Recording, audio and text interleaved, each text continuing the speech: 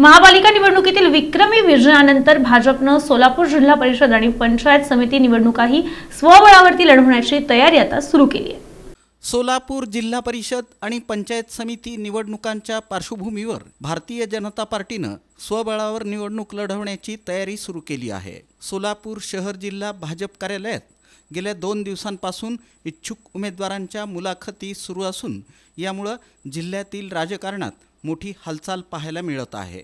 दक्षिण सोलापूर, उत्तर सोलापूर, मोहोळ, बार्शी, माळशिरस, माढा, पंढरपूर, करमाळा, मंगळवेढा, सांगोला आणि अक्कलकोट या तालुक्यातील जिल्हा परिषद तसंच पंचायत समिती सदस्यपदांसाठी इच्छुक उमेदवारांच्या मुलाखती भाजपकडून घेतल्या जात आहेत। विशेष म्हणजे उत्तर सोलापूर मतदारसंघातील मुलाखती काँग्रेसमधून भाजपमध्ये प्रवेश केलेले माजी आमदार दिलीप माने यांच्या उपस्थितीत पार पडल्या। भाजपकडून एका जागेसाठी तब्बल 10 ते 12 इच्छुक उमेदवार असल्यानं भाजपमध्ये प्रचंड चुरस दिसून येत आहे।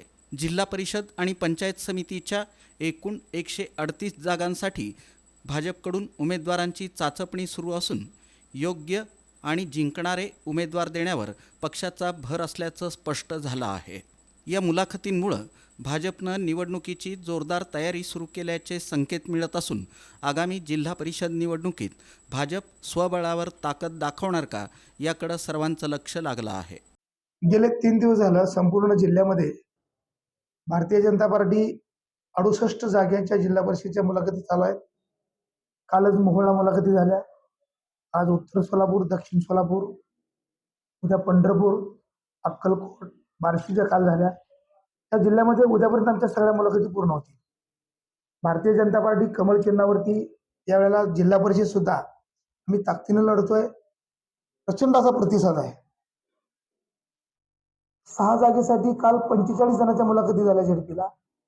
12 जागेसाठी जवळजवळ 75 कार्यकर्त्यांच्या मुलाखती पंचायत समितीसाठी झालेल्या आहेत। तशीच परिस्थिती आज उत्तर सोलापूरला दिसते आहे। जवळजवळ एका जागेसाठी 10 ते 12 कार्यकर्ते इच्छुक आहेत। प्रचंड अशी इच्छुकांची गर्दी वाढते। इच्छुकांची गर्दी वाढल्यानंतर भारतीय जनता पार्टीला अडचण राहते की संधी कार्यकर्त्याला द्यायची आहे, नक्की कोणाला द्यायची। तर आम्ही एक सर्वे टाकत असतो। सर्वेच्या माध्यमातून या मतदारसंघातलं नेतृत्व करणारी व्यक्ती सक्षम असली पाहिजे, निवडणुकीच्या त्या क्रायटेरियामध्ये बसली पाहिजे।